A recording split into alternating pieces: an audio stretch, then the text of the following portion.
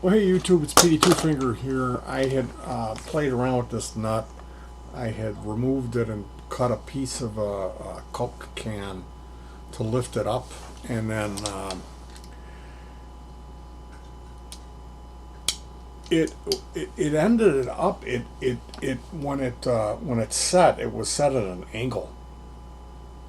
It wasn't flat like you think of a nut is supposed to be like an isosceles triangle with the base and then the leading edge or whatever you call it at a good angle, a 90-degree angle. Well, this nut was cockeyed, and as a result, what happened was my intonation was funny between the low or the high E, you call it. Um, when I would play like a power chord with between the they didn't they it was like out of tune, even though my every like the guitar was in tune and the intonation was right.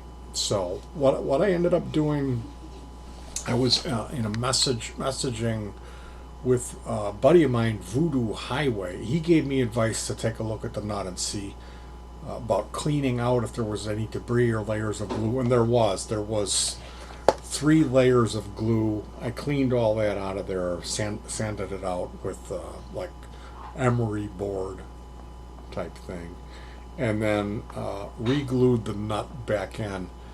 And when I re-glued it, I applied string tension, and that string tension pulled it back.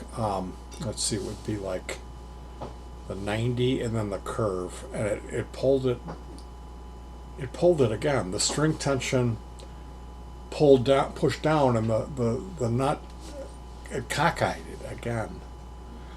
So I was like, oh, it fixed it, and then all of a sudden it was like, no, it pulled it down again. So I ended up taking it off again, cleaning it out, and then this time when I set it, I super glued it and let it dry before I put the string tension on. So if you've got a guitar that you've had the nut off of it a few times and you've never properly cleaned that debris out, if you've got a nut that's sitting at an angle and you notice that the guitar's intonation is funny, there's a big clue for you. So I just wanted to thank Voodoo Highway for helping me out with that. Oftentimes I'm the type of person that just needs that someone to tell me, hey, this is what you need to do, dummy. I mean, come on, Petey, right? The nut is crooked, and I'm going, why is my intonation off a little bit? I wonder. So, through that process of cleaning it up and removing all that debris out of there, and then, of course, I did some adjustments on the truss rod and the string saddles, and I got it to where it's not buzzing. There's no string buzz, and the intonation is wonderful. So, really excited about that. I got that guitar working again. I was thinking I was going to have to take it into a pro. Again, if you're a guitar player and you love to tinker, you're good with tools and fixing stuff, learn. Learn what you don't know.